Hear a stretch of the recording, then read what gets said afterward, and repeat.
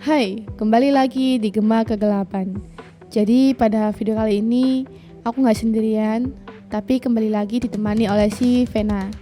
Hai Vena, apa kabar? Alhamdulillah baik kak. Jadi kamu di sini mau menceritakan tentang cerita apa? Pesugihan mayat hidup. Pesugihan mayat hidup. Penasaran akan kisahnya? Mari kita telusuri. Putih tak kunjung tiba, lidahku keluh dalam hampa, menjangkau asa dalam mimpi, tapi hitam terus menghantui. Gelap datang menghampiri, hanyut dalam sunyi. Berapa menanti, di mana cahaya pergi. Gelap hidupku mendengar bisikan angin berhujan. Akankah fajar kau datang, atau aku tetap tak gelap?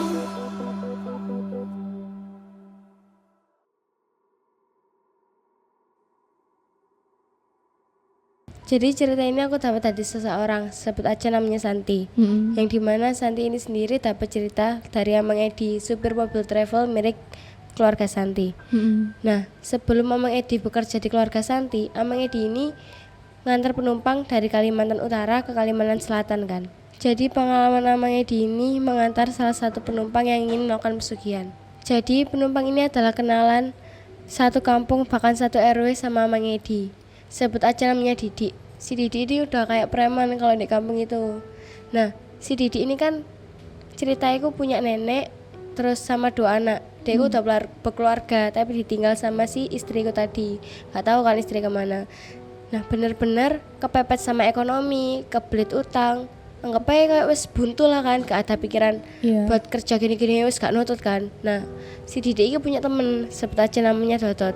Nah, si Dodot ini ngerekomendasiin Didi buat melakukan pesugihan. Udah dibilangin kan tempatnya di sini, udah diceritain. Akhirnya mereka berdua ini sepakat buat nyuruh Amang Edi yang ngantar mereka bertiga kan Ke tempat pesugihan. ke tempat pesugihan itu tadi. Jadi sampailah mereka ke tempat yang dituju itu tadi kan.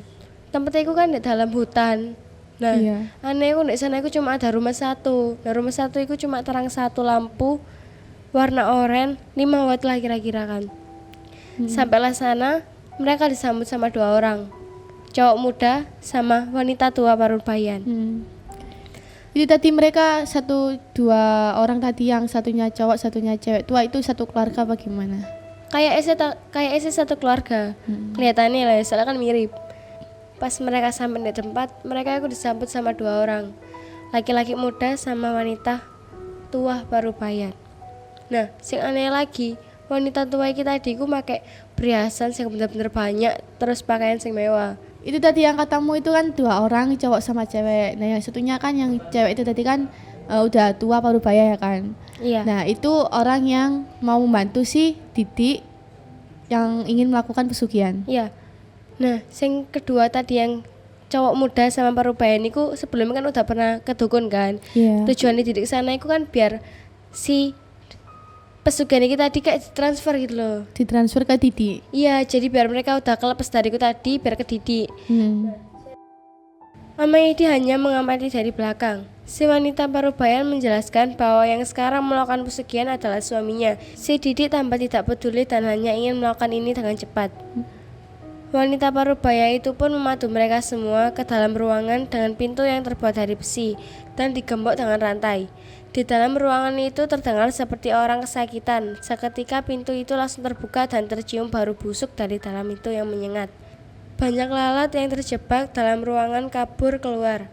Si Didi dan Amang Edi melihat apa yang ada di dalam ruangan tersebut. Mereka melihat tubuh yang sangat kurus dan dipenuhi luka, seperti mayat yang setengah badannya dari ujung kaki sampai perut sudah ditutupi oleh semen, seperti kuburan.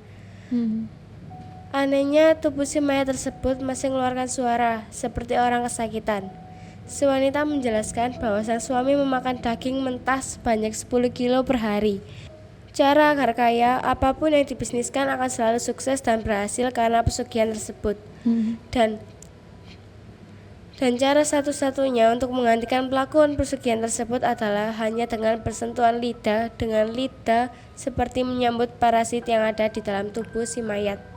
Jadi caranya kalau misal si Didit ini jadi melakukan pesugihan, caranya itu cuma lidahnya Bersentuhan lidah si iya. mayat hidup tadi sama si Didi. lidahnya si Didit sama si mayat itu Hidup itu tadi. Itu cuma cara satu-satunya biar bisa melakukan pesugihannya. iya. Sontak si Didi pada awalnya sangat berani dan nyalinya ciut, langsung lemes dia mundur 3 langkah ke belakang dan menyatakan dirinya tidak siap untuk menjadi seperti itu. Dia menangis dan ingin segera pergi dari tempat itu. Si Dodot memahaminya dan menyarankan untuk pulang. Amang Edi pun masih mencoba untuk mempercayai matanya. Apa yang dia lihat itu nyata atau tidak. Setelah itu mereka bertiga bergegas untuk pulang dan sepakat untuk tidak mengingat-ingat kejadian yang pernah terjadi di dunia ini. Jika ingin kaya, seharusnya bekerja keras dan berdoa, bukannya malah memilih jalan pintas. Sebanyak apapun harta, tidak akan dibawa mati dan harus cepat bertanggung jawab di akhirat. Nanti sampai sekarang kabarnya rumah mewah di tengah hutan ini masih ada dan beberapa kali sering ada mobil mewah yang parkir di depan rumah itu. Jadi si Didit tadi itu langsung nggak jadi melakukan pesugihan karena syaratnya cukup berat untuk Didit. Iya.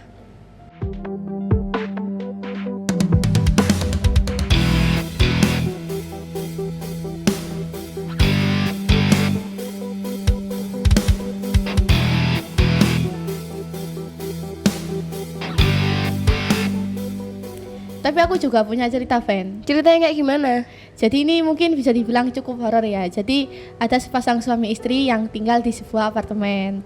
Nah saat itu waktu itu si suami ini lagi kerja. Terus waktu jam pulang kerja itu dia kan sebenarnya itu pulang kerjanya itu jam sore, di jam sore. Tapi dia itu ada kerjaan Lembur, tambahan. Iya, kayak ke lembur. ada tambahan lagi. Jadi dia itu pulang lebih malam ke apartemen. Jadi pas si suami naik lift kan dia pergi ke lantai 14. Nah, Tempat tinggal itu tadi. iya, dia menuju ke kamarnya, kamar ia tinggal. Kan ia tinggal di lantai 14 sama istrinya. Nah, habis itu pas dia kan punya kunci cadangannya kan. Jadi dia ya buka kunci sendiri, nggak usah Langsung masuk ke dalam nggak usah itu. ngetuk-ngetuk pintu. Nah, pas si suaminya masuk ini ada istrinya si suami ini tadi lagi nyetrika. Itu posisi jam berapa? Itu posisi pulang kerja jam ya mungkin cukup malam soalnya kan dia kan lembur, habis pulang lembur. Nah si suaminya nih tadi itu langsung tanya ke istrinya kayak, kok kamu nyetrika, emang besok ada acara apa gitu. Nah habis itu si istrinya tadi ini nggak jawab, ya cuma nyetrika aja. Itu waktu nyetrika itu udah kelihatan mukanya kalau itu si istrinya. Jadi suaminya itu tahu kalau oh ya itu istriku gitu. Nah setelah itu istrinya ini nyuruh suaminya buat ambil baju di balkon. Habis itu suaminya itu langsung pergi ke balkon dan ambil baju. Pas mau ambil baju tiba-tiba itu ada telepon. Terus suaminya itu kayak, siapa sih masa kerjaan lagi, padahal kan tadi udah lembur. Tapi sempat diangkat telepon itu. Diangkat sama si suaminya tadi. Nah ternyata itu si istrinya. Terus yang nyetrika tadi siapa? Nah itu tuh sebenarnya bukan istrinya tapi sosok penghuni di apartemennya dia yang benar-benar mirip sama si istrinya. Nah waktu itu kan si istrinya kan udah telepon ya. Habis itu istrinya tuh kayak nyuruh si suami ini kayak, mending langsung pergi aja, aku ada di rumah ibuku, bilang gitu. Nah habis itu waktu si suaminya kayak ya pura-pura gak tahu sama orang yang nyetrika itu tadi, kan dia jalan. Nah waktu si suaminya masuk kamar, si yang lagi nyetrika tadi ini tuh langsung menoleh ke arah si suami dengan muka hancur sama gigi kecil-kecil berwarna hitam. Nah habis itu si wanita ini tuh langsung bilang kayak, Mas sudah tahu ya, bilang gitu. Terus si suami ini tadi tanya, kamu siapa, tapi nggak dijawab. Nah setelah itu dia itu kayak tertawa gitu, kayak Si muka hancur tadi ku tertawa. iya. Jadi waktu si suami nanya ini, si sosok itu tadi tuh kayak ketawa-ketawa sampai si suami tadi tuh kayak nggak nyaman dan langsung lari dari apartemen itu tadi. Dan satu-satunya barang yang dibawa sama si suami tadi ini cuma HP aja. Nah waktu itu kan ia berhasil kabur dari pintu kamarnya. Nah waktu dia arah turun dari lift ke lantai bawah, dia tuh sambil kayak ngucapin doa di dalam lift itu tadi. Nah setelah itu si suami ini tadi tuh langsung ke arah parkiran dan langsung tancap gas pergi ke rumah mertuanya, yaitu si ibu dari istrinya yang telepon tadi.